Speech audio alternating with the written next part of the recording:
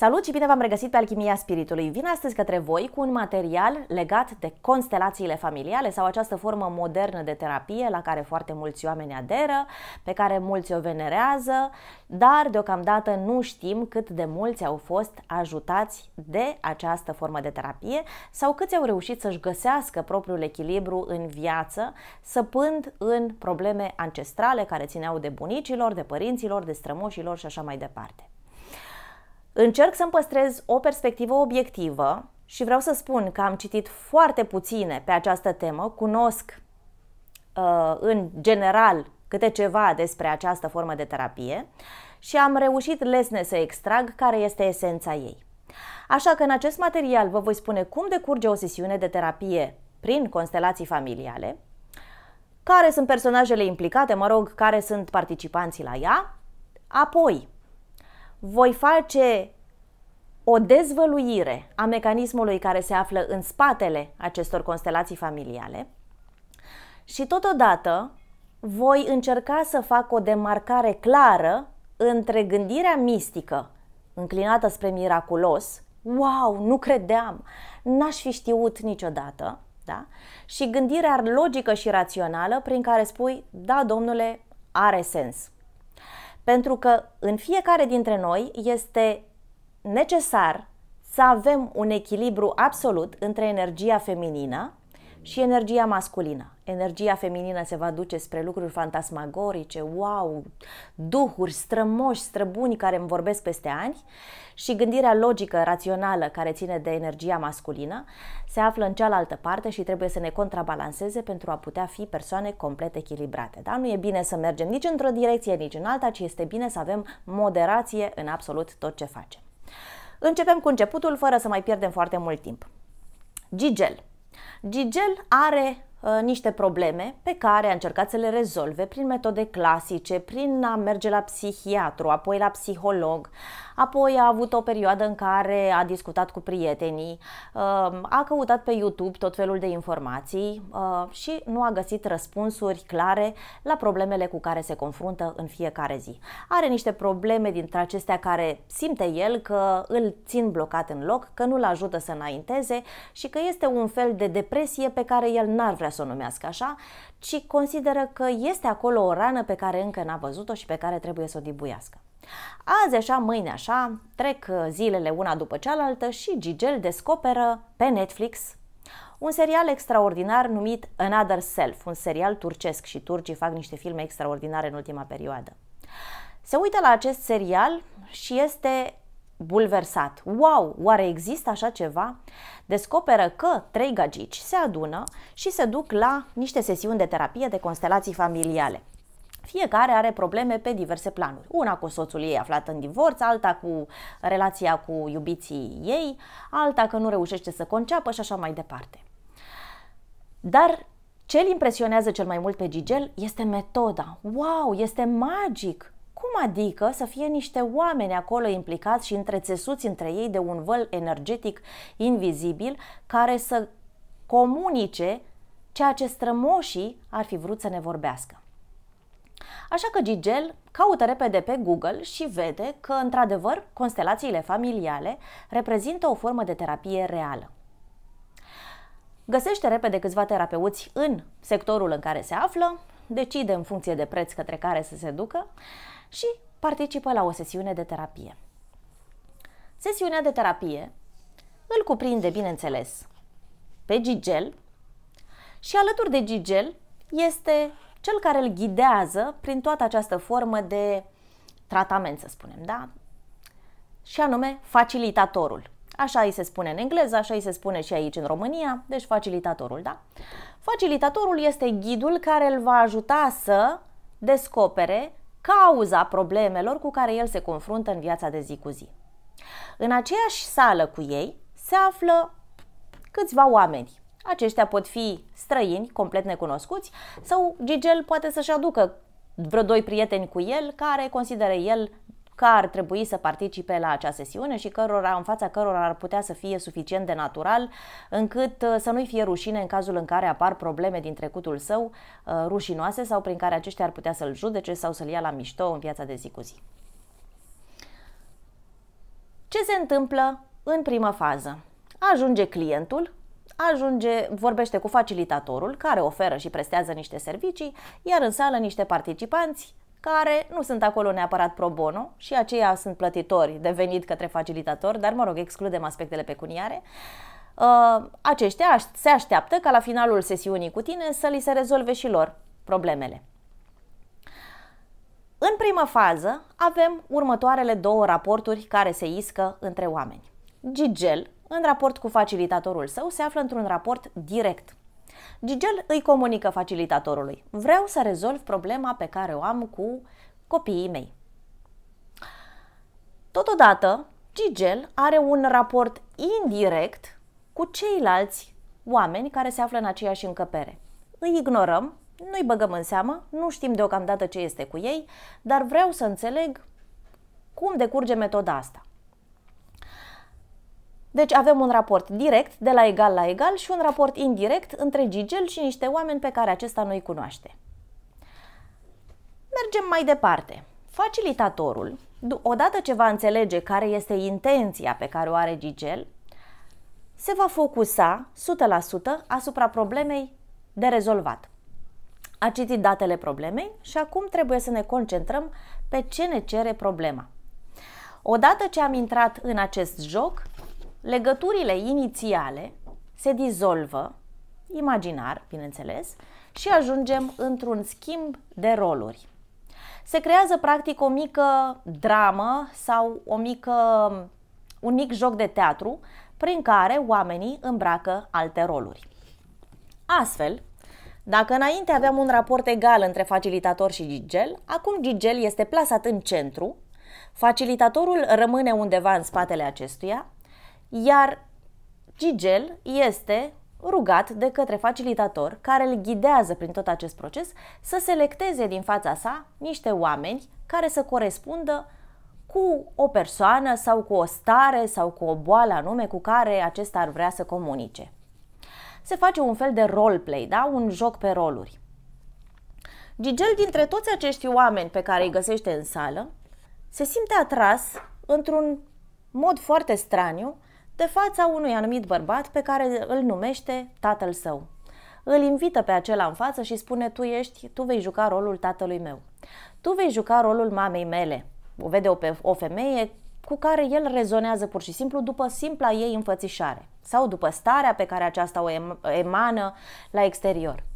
Totodată, Gigel trebuie să aleagă și un personaj care corespunde propriei persoane, lui însuși sau copilului său, versiunii sale din copilărie. Și aduce aceste personaje în față. Și, bineînțeles, facilitatorul, în cazul în care este unul foarte abil și cu cunoștințe temeinice de psihologie și are capacitatea să se detașeze și să intre într-un rol de observator, se va retrage în umbră, de unde îl va ghida pe Gigel să poarte conversații cu aceste personaje din trecutul său. Astfel, Gigel îl va vedea pe tatăl său cum vine de la muncă și cum se poartă cu soția sa. Cei care se află în față vor juca rolurile pe care le-au îmbrăcat. Asta nu înseamnă că acele persoane chiar așa sunt ele în viața de zi cu zi, ci vor juca rolul. Dacă pe mine mă îmbrăcați astăzi într-un sacou, cravată, costum, nu știu, pantofi cu toc, mă voi purta ca o lady de corporație. Dacă pe mine mă îmbrăcați în zdrențe și mă aruncați la colțul străzii și mi-aduceți 3 oameni care să mă hulească, mă voi simți ultimul cerșetor. Dacă pe mine mă îmbrăcați într-o rochie foarte fină a unui designer celebru, atunci mă voi simți foarte prețioasă. Omul va intra și va îmbrăca rolul și va intra într-o anumită stare echivalentă cu transa, să spunem, prin care va juca exact ce se așteaptă de la el să joace. Și bineînțeles, procesul de aici decurge destul de fin, da, și lin, în cazul în care facilitatorul, repet, este unul foarte bun, prin care facilitatorul îl va expune practic pe Gigel să se confrunte cu relația dintre părinții săi, apoi relația pe care părinții săi o aveau vis-a-vis de copilul Gigel și așa mai departe. Și acest lucru este foarte, foarte revelator pentru unii oameni care participă la astfel de sesiuni. Revelator în ce sens? Și acum urmează să explic un pic mecanismul care se află în față și vreau să vă spun înainte, să vă invit să vă uitați la materialul meu anterior, despre ce este proiecția pentru a înțelege cum funcționează toată această melodramă adusă în scenă. Facilitatorul, din poziția de egalitate inițială pe care o are cu pacientul, cu omul care a venit să-și rezolve o anumită problemă, trece în rolul de observator. El devine practic conștiința sau conștiența externalizată a lui Gigel. Mintea lui conștientă, mintea lui logică și rațională, mintea lui pragmatică care jonglează cu date concrete, cuvinte, nu știu, cifre și așa mai departe.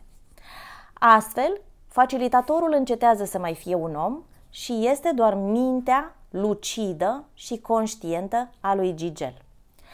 Ceilalți oameni, care erau și ei tot pe picior de egalitate, dar într-un raport oarecum indirect, pentru că nu îl cunoșteau personal pe Gigel, de acum devin niște personaje foarte intime, cu care acesta are o relație intimă. Se uită la fața acestui tip pe care l-a ales și îl vede pe taică-su. Se uită la fața acestei femei pe care a văzut-o printre ceilalți membri ai grupului și o vede pe mama lui. Se uită la acest personaj care este tânăr cu o mustăcioară incertă și îl vede pe copilul Gigel care trecea printr-o traumă în trecutul său. Astfel, practic, îl devoalăm pe Gigel de mintea sa conștientă și de mintea sa inconștientă. Personajele din jurul său sunt inconștientul lui. Sunt toate acele aspecte pe care el nu le vede în realitatea de zi cu zi. Sunt proiecțiile sale. Toți sunt proiecțiile sale. Ce se întâmplă, ca să vă fac o paralelă și să înțelegeți mai bine, într-o corporație? Pentru aceia dintre voi care lucrați în corporație, trebuie să înțelegeți și nu numai, da? În orice firmă. Există ceva numit externalizarea proceselor. În momentul în care eu am un colos, un mamut, da, de corporație care se ocupă de fabricarea de avioane, toate resursele mele, toți angajații mei și toată energia mea și finanțele mele trebuie să se îndrepte în direcția lucrurilor pe care eu le creez, în direcția construirii de avioane. Așa că, într-o companie, deși trebuie să existe departament de resurse umane, deși trebuie să existe departament de contabilitate, deși trebuie să existe un departament de finanțe, deși trebuie să existe un departament al relațiilor cu publicul, da? Nu putem să ne dezvoltăm afacerea dacă ne-am pierde timpul pe toate celelalte capitole. Așa că menținem focusul în direcția construcției de avioane și ăsta este obiectul nostru de activitate, iar toate celelalte activități care nu țin de direcția noastră vor fi externalizate. Este același lucru cu delegarea. Da? Deleg treburile pe care eu nu vreau să mă focusez pentru a mă putea concentra pe lucrurile care contează pentru mine. Astfel, are loc această delegare și în procesul acesta de constelații familiale. Mă golesc pe mine, mă dau pe mine însumi la o parte din propria mea cale, ca eu să devin un observator transparent și să-mi păstrez focusul asupra ceea ce doresc să rezolv.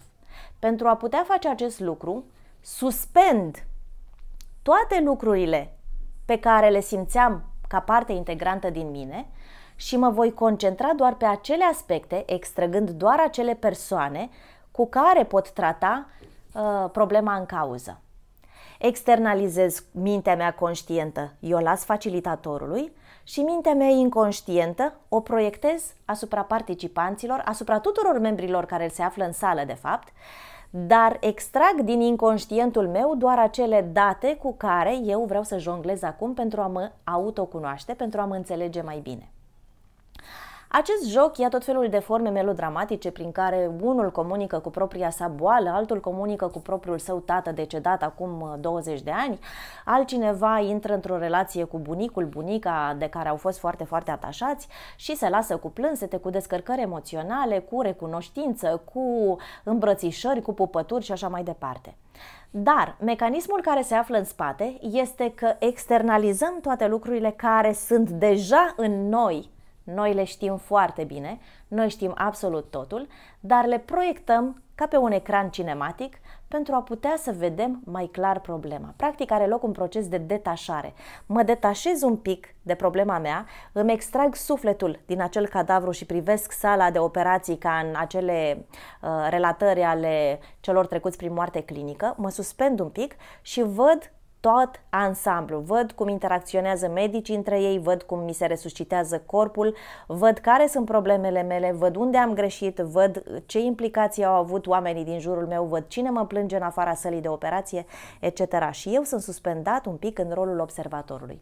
Practic, prin constelațiile familiale, se activează rolul observatorului și ne aduce în acea stare prin care să ne putem retrage și să vedem viața noastră proiectată pe un ecran pentru a avea o mai mare claritate. Atunci când personajele acestea joacă tot felul de roluri în față, da? Probabil copilul asistă la certurile dintre cei doi părinți, facilitatorul îl ghidează în permanență pe Gigel golit de a fi Gigel, da? Acum este doar un observator, un borcan golit de conținut, îl ghidează în permanență cum să comunice cu ceilalți sau le propune celor din față să aibă o discuție între ei. Spune: tu, tatăl meu, ai venit obosit de la muncă, te-ai întâlnit cu mama mea în casă. Eu, Gigel cel mic, mă uitam la televizor. Ce s-a întâmplat în momentul respectiv? Păi taică-miu a avut o explozie de nervi asupra mamei mele.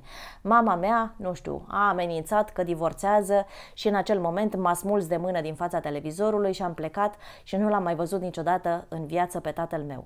Atunci, Gigel, golit de el însuși, poate să vadă cu mai multă claritate, proiectându-și propriile sale emoții, propriile sale trăiri și înțelegând propriile trăiri ale tatălui, propriile trăiri ale mamei, propriile trăiri și simțiri ale lui Gigel. Și-a scos practic latura emoțională din el și le privește pe un ecran. Acum poate să empatizeze mult mai ușor cu tatăl său pentru că înțelege cum este să vie acasă și să fie obosit și apoi preluat la o cicăleală. Acum înțelege cum este și pentru mama lui, care a petrecut toată ziua cu copilul și era drenată și nervoasă și probabil nesatisfăcută pe multe alte planuri, și îl înțelege și pe Gigel cel mic, care suferea. Dar acum pe Gigel cel mic îl investește cu cunoașterea emoțiilor pe care le trăiau ceilalți doi. Acum Gigel cel mic nu mai simte, așa cum simțea într-un cadru izolat în familia sa, că ceilalți erau separați de el și el era rupt de toată lumea. Știți că foarte mulți copii, în urma divorțurilor, consideră că toată vina le aparține lor. În realitate, Gigel cel mic acum este împuternicit cu faptul că are o înțelegere mult mai mare și îl poate înțelege pe tatăl său din perspectiva adultului și o poate înțelege pe mama sa. Și acum conștientizează că problemele care erau între cei doi părinți ai săi nu au fost nici când vina lui. Astfel se despovărează, are loc o spovedanie, are loc o eliberare de păcate, are loc o vizualizare față în față a propriilor sale umbre. Așa decurge practic sesiunea de constelații familiale. Unii oameni se eliberează, alți oameni nu se eliberează. Mergem mai departe explicând un pic mecanismul despre aceste constelații familiale și cum se leagă ele de materialul meu anterior legate de proiecții și, de ce nu, legat și de umbra noastră, da? Pentru că am filmat materialele acestea back-to-back, una după celelalte, pentru a avea o viziune mai largă despre faptul că în tine, dragul meu Gigel, în tine este toată cunoașterea. În tine este tot ceea ce percepi la lumea exterioară. Dacă vă aduceți aminte de postarea mea recentă de pe Facebook, în care am spus că proverbul la care eu ader 100% și care îl iubesc cel mai mult pe această lume este "There are no two people who have ever met", adică nu există doi oameni care să se fi întâlnit vreodată, pentru că de fapt suntem un singur individ sau o singură conștiință, să spunem, care umblă înconjurată în permanență, într-o bulă, doar de propriile sale oglinzi. Avem oglinzi de jur împrejur, de sus în jos, de la stânga la dreapta, pretutindeni din jurul nostru. În orice interacțiune pe care o avem cu celălalt, noi nu-l vedem de fapt pe celălalt. Noi ne uităm la oglinda care se află între mine și celălalt. Și atunci mă uit la chipul meu și dacă în ziua aceea sunt frustrată, o să spun: băi, ce mă frustrează omul ăla.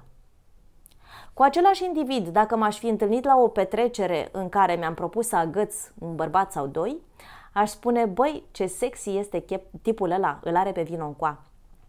Dacă eu mi-aș fi propus în acea zi să fiu zen, peace and love, atunci voi găsi în fața mea un om care respinge spiritualitatea sau un om la fel pe aceeași vibrație cu mine. Eu umblu cu oglinzile mele, mă reflect de jur împrejur, de dimineață până seara și am senzația că ceilalți pe care eu îi întâlnesc sunt complet diferiți de mine.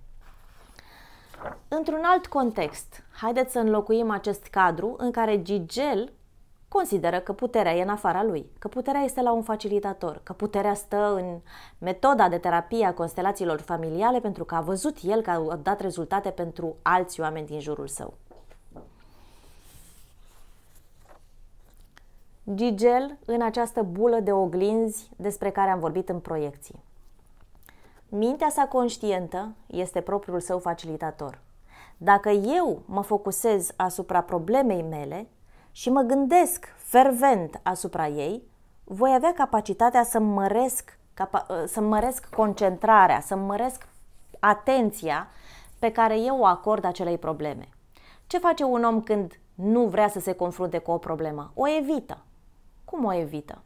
O evită pentru că se duce în club la bumții-bumții, mai face un grătar, iese în oraș, refuză să stea cu el însuși, apoi găsește forme de terapie, se duce încotro, vede cu ochii de fiecare dată când cineva îi recomandă de vreun workshop sau vreo sesiune din aceasta de vindecare, dar în mod real el nu dorește să rămână singur cu el însuși pentru că este greu să pună focusul asupra propriilor sale probleme. Pe ceea ce te focusezi devine mult mai vizibil. Când mă uit cu atenție la acest marker, da? Mă uit prima dată superficial. Are un capac roșu și restul corpului acestui marker este negru. Mă uit și mă focusez. Scrie pe el permanent marker. Văd că are un simbol al reciclării. Văd că baza de jos este roșie și nu o remarcasem la început.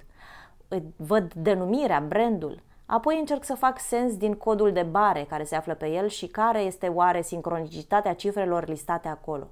Și îl analizez și din ce mă concentrez pe el, el devine mai vizibil. Când te concentrezi suficient de mult cu acest marker, devii acest marker. De acum, când închid ochii, mă văd pe mine ca și când aș avea capul roșu și tălpile roșii și corpul îmbrăcat în negru. Da? Acum, acest marker, care a devenit persoana mea, înseamnă că l-am cunoscut. În limbaj biblic, a cunoaște pe cineva înseamnă că ai devenit intim cu el, că l-ai integrat.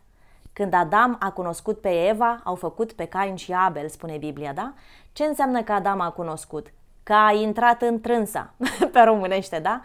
A cunoscut-o în mod intim, a pătruns-o, a intrat în ea. Știu că sună ca un limbaj sexual profund, dar a cunoaște pe cineva înseamnă a-l asimila, a-l integra. Ce faci când conștientizezi o problemă? O asimilezi. Nu mai vezi ca separată de tine, împinsă la exterior, ceva ce te împunge în coaste de câte ori ai chef să te lamentezi celor din jur, ci de acum este problema pe care eu o conștientizez, îmi aparține, este a mea, este integrată. După ce ai integrat-o, ai posibilitatea să o alchimizezi, o frămânți, o întorci pe o parte și pe cealaltă și încerci să găsești sensul din spatele ei. Vezi toate detaliile, întorci problema pe toate părțile, vezi ce gândea tatăl tău, oare era logic că el era alcoolic, oare era logic că mama ta era tot timpul frustrată, având în vedere că nu era niciodată scoasă în oraș, pupată, mângâiată, răsfățată. Avea sens tot ce se întâmpla, tot mecanismul ăsta care se întâmpla în vâltoarea vieții mele de copil? Da. Și acum cunoști problema, o alchimizezi în interiorul tău și ea s-a dizolvat. De acum înainte aceasta nu mai este o problemă, ci este o soluție. Și viața ta este mult mai completă de acum înainte pentru că nu mai împingi la exterior, nu mai externalizezi procese, ci le aduci pe toate sub cupola corporației proprii. Cu alte cuvinte, observatorul ești tu. Ți-ai externalizat conștientul în facilitator. Persoanele toate din încăpere reprezintă realitatea ta înconjurătoare, iar personajele pe care tu le-ai extras ca să participe la actul acesta de healing, de vindecare, dacă vrei, reprezintă propriile tale oglinzi. Omul acela pe care tu l-ai ales ca să fie tatăl tău n-are absolut nimic în comun cu tatăl tău. Este un om care a fost tras acolo de iubita lui, hai vino dragă cu mine că am o prietenă terapeut și vreau să avem mai mulți participanți acolo, te rog frumos, măcar o sesiune.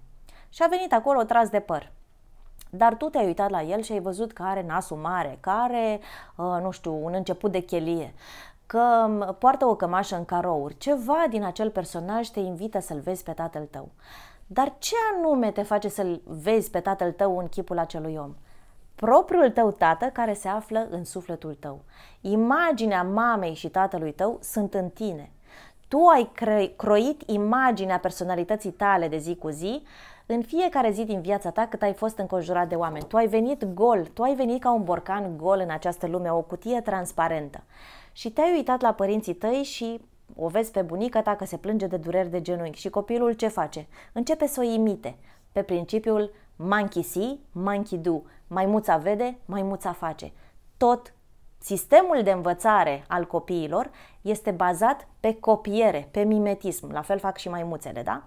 Se uită la mamaie că umblă șontâc și atunci ați văzut că copiii imediat devin foarte amuzanți pentru părinți când își iau repede un baston și o imită pe mamaie. Apoi se uită la taică-su care de dimineață până seara spune că în lumea asta nu se vor propăși niciodată și nu vor scăpa de problemele financiare. Aceasta devine și narativa lui, copiază totul. O vede pe mama lui că este frustrată din alte privințe, aceasta devine și narativa lui. Și nu doar cu aspectele negative, luăm și aspectele pozitive de la cei din jur. Apoi lumea noastră se lărgește, mă impresionează cum este colegul ăla, se îmbracă la costum, este super rafinat, este super inteligent, devin și eu personajul ăsta. Și la un moment dat ajungem să ne definim și să spunem eu sunt ăsta. Dar eu de fapt, în esență, sunt observatorul. Am venit aici ca o bucățică de diamant sclipitor cu foarte multe fațete, așteptând să reflecte în fiecare fațetă imaginea cuiva pe care eu am cunoscut în copilăria mea între 0 și 7 ani. Deci toate personajele pe care le-am cunoscut sunt deja în mine. Și acum acest diamant vine și se transpune în această sală și se întâlnește cu niște oglinzi. Ce face diamantul când este plasat în fața unor oglinzi? Se reflectă. Fațeta care corespunde tatălui meu din acel diamant, îmi pare rău că nu am diamante în casă ca să vă exemplific, se reflectă în acel individ. Fațeta care aparține imaginii mamei mele, se reflectă în acea femeie pe care am ales-o. Ea poate să aibă 25 de ani și nici măcar să nu fie mamă, da? Să nu aibă copii. Eu proiectez toate lucrurile care sunt deja în mine, în acești oameni, prin același sistem de proiecție pe care vi l-am descris în materialul despre proiecții. Și acum toate aceste personaje devin oglinzile mele.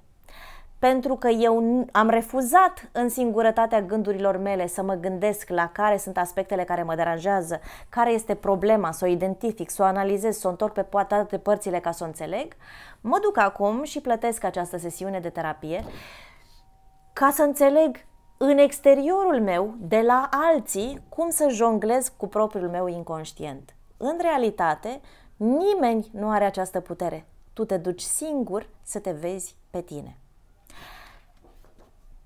N-am absolut nimic împotriva acestei forme de terapie. Consider că este un tool extraordinar de important în autocunoaștere. Pentru omul care nu are capacitatea să intre în cămăruța lui, așa cum indică Iisus în momentul în care este întrebat cum să te rogi, el spune retrage-te într-o cameră și închide-te acolo singur și vorbește singur cu Dumnezeu. Cine este Dumnezeu? Este acel individ complet transparent, acel diamant care a venit în această lume și care a început apoi să acumuleze imaginile, imagourile tuturor celor din jur. Du-te acolo și comunică direct cu Dumnezeul tău. Ăsta este îndemnul la rugăciunea lui Isus. Isus nu spune du-te la biserică, vorbește cu preotul să medieze asta cu mine și apoi eu îi transmit lui Doamne, Doamne, da? Îți spune tu cu tine însuți. Dar oamenii nu-și suportă singurătatea pentru că umbrele lor sunt foarte apăsătoare, pentru că proiecțiile lor nu-și asumă proiecțiile, nu și le doresc și le resping în continuare și atunci caută totul în exterior, caută mulțimi, caută oameni. Așa că acest individ se duce la această formă de terapie și reușește să inițieze procesul de autocunoaștere la care eu invit de fiecare dată și la care vă spun că aveți acces în mod gratuit singuri la voi acasă. Dar dacă nu reușiți acest proces, este super bine să mergeți la astfel de forme de terapie, pentru că cel puțin vă deblochează percepția și începeți să o mobilizați, să o flexibilizați un pic, măcar învățați cum se lărgește percepția. Vă veți permite un anumit număr de sesiuni, după care veți spune, băi, nu mai dau banii pe asta. Pe unii îi va ajuta din prima, iar pe alții nu îi va ajuta deloc. Pentru aceia dintre voi care sunteți dispuși cu adevărat să scăpați de problemă, vă va ajuta orice tip de terapie la care mergeți, chiar și o discuție banală cu un prieten, pentru că intenția voastră este clară, intenția voastră este să vă vindecați. Pentru aceia dintre voi care căutați vinovați în permanență, pentru că nu vreți să vă asumați în sfârșit că tot ceea ce este în viața voastră este responsabilitatea voastră, puteți să mergeți la facilitatorul facilitatorilor, la facilitatorul facilitatorului însuși, și anume la Dumnezeu, și nu veți putea să percepeți ceea ce El vă va da din abundență.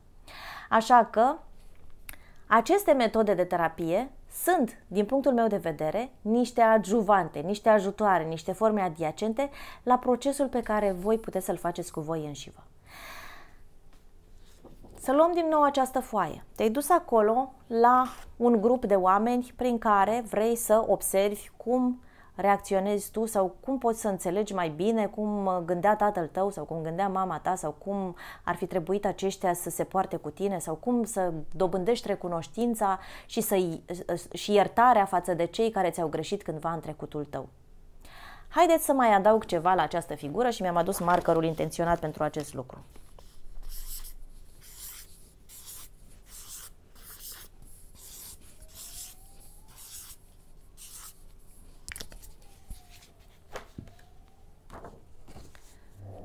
Să presupunem că nu te duci la sesiunile de consultații de constelații familiale și nu ai această posibilitate financiară, dar vrei cu tot din adinsul să te autocunoști. Toate persoanele care se află în jurul tău, felul în care tu interacționezi cu ele, felul în care proiectezi ceva în ele și felul în care reacționezi la ce vezi în ele, reprezintă tot formă de terapie. Te poți transpune oricând în rolul observatorului în momentul în care te repezi la scandal cu vecinul. Vecine, ți-ai pus corcodușul ăsta și are 40 de crengi la mine în curte și de ce nu îl tai că îmi ține umbră deasupra firelor de ceapă verde pe care eu le-am crescut? Ce se întâmplă acolo? Proiectezi asupra vecinului o frustrare personală.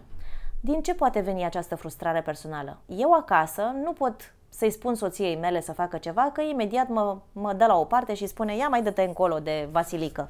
Lasă-mă în pace în treburile mele că nu ești suficient de bărbat. Probabil că am frustrări de ordin sexual, nu reușesc să-mi domin soția, nu reușesc pur și simplu să o fac să mă vadă ca pe egalul ei. Și atunci ce fac? Îmi manifest autoritatea și dominanța pentru temir ce cracă atârnă peste gard din curtea vecinului. Îl iau pe vecinul meu și proiectez asupra lui frustrările mele și iată de aici o sesiune foarte bună de terapie. Sunt în trafic. Nu vreau să-mi asum faptul că eu nu reușesc să îmi fac cuvântul auzit la locul de muncă. Nu pot să trec peste faptul că nu ating o performanță pentru care să fiu lăudat sau pentru care să fiu admirat sau măcar temut, să am un pic de autoritate în fața subordonaților mei sau cel puțin în fața oamenilor cu care eu lucrez în acel proiect la birou. Și atunci mă arunc în trafic și îi drăcui pe toți, îi fentez pe toți, provoc situații din acestea incitante prin care să spun, băi, nu vezi ce șofer de cacao ești? Măi, femeie, du-te la cratiță, cine Dumnezeu ți-a dat permis? Da? Pentru că te duci acolo să proiectezi toată frustrarea din tine, toată umbra care zace în tine referitoare la faptul că tu ești un om frustrat, un om neînțeles, un om lipsit de autoritate în viața de zi cu zi. Te duci la terenul de fotbal ca să vezi cum se preamăresc jucătorii de fotbal. Pentru că acest sentiment de grandoare este complet suprimat și asuprit în viața ta de zi cu zi. Nimeni nu-ți dă nicio importanță, nu excelezi în absolut nimic. Și când te duci acolo și susții acea echipă, băi, au câștigat dinamoviștii, băi, au câștigat steliștii, te identifici cu stelistul, te identifici cu dinamovistul ca să arăți că ești grozav. Și toate lucrurile acestea se văd în viața noastră de zi cu zi, este nevoie doar să ne retragem puțin din calea noastră și să devenim observatori. Nu observatorii celorlalți și să stăm să-i judecăm, ia uite, tănțica și cu ăla au probleme de toxicitate în relație, ci de ce am observat eu că cei doi au probleme de toxicitate în relație, ce din mine este reflectată în interacțiunea dintre ei. De ce este important acest proces de autocunoaștere pe care eu insist? Este baza tuturor practicilor de terapie care există în momentul de față și care vor apărea probabil și în viitor. La bază este cunoaște-te pe tine însuți. Vezi-te pe tine așa cum ești, cum îmi place mie să mai spun. Unii oameni preferă să joace Tetris, da? Și văd acolo figurinele acelea care coboară. Alți oameni preferă să joace jocuri tridimensionale pe calculator, curse din acelea cu mașini. Iar altul se urcă pur și simplu la volan și traversează traficul acesta mare al Bucureștiului. Cel care joacă Tetris va fi întotdeauna dependent de jocul de Tetris. Va spune, am nevoie de jocul acela pentru a-mi satisface această nevoie de distracție. Celălalt care trece la jocuri mai evoluate, da, toate lucrurile astea se întâmplă în afara mea. Uite, ăia se ciocnesc acolo, mașina a explodat.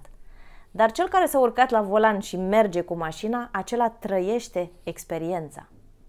Este o diferență foarte clară pe care vreau să o fac între a merge tot timpul la forme de terapie, a merge tot timpul către a găsi soluții aflate în afara ta, spre a da vina pe părinți, pe strămoși, pe străbunici, pe păcatul originar dintre Adam și Eva, sau a te întoarce cu privirea, îți pune o oglindă, a plânge în fața ei, a te confesa în fața ei. Imaginează-ți că în acea oglindă este chipul tatălui tău. Ce îi spune tatălui tău? Stai în fața oglinzii, ia-ți un taburet, fii comod, aprindeți o țigară, ia-ți un pahar de vin, habar n-am ce te face pe tine să te simți mai relaxat și poartă o conversație imaginară cu tatăl tău. Ce ai vrea să-i spui? Imaginează-ți că în fața ta este mama ta și poartă o conversație cu mama ta. Și imaginează-ți că în fața ta se află dușmanul tău și poartă o conversație cu ăsta. Spune-i toate lucrurile pe care nu ai putea să îi le spui într-o confruntare directă pentru că ăsta te contracarează tot timpul. Și acum, după ce ai trecut prin această psihoză în care ai vorbit imaginar cu prietenul tău imaginar cum ar veni, ce vezi în acea oglindă? Și vei vedea că ai vorbit în tot acest timp cu tine însuți. Toate judecățile pe care le-ai pus asupra celorlalți sunt judecarea propriei tale persoane. Tu cum te judeci pe tine. Toate reproșurile pe care le aduci cuiva sunt reproșuri pe care ți le aduci ție. Toate laudele și admirația pe care o aduci cuiva sunt laude și admirații pe care le ai față de tine și pe care le ții secrete în inconștientul tău, în mulțimea aceea de oameni care stau înșirați pe scaune așteptând să-i selectezi.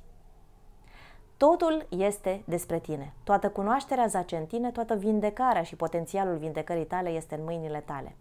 Eu împuternicesc pe toată lumea pe acest canal să se autocunoască. Este greu, este dificil, nu știu.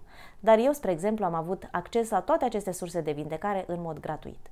Dacă n-am știut eu, există Google. Dacă a existat Google, nu am stat să cotrobăi material după material, material după material, ci la un moment dat iau acea informație și mă întorc asupra lucrului cu mine însămi.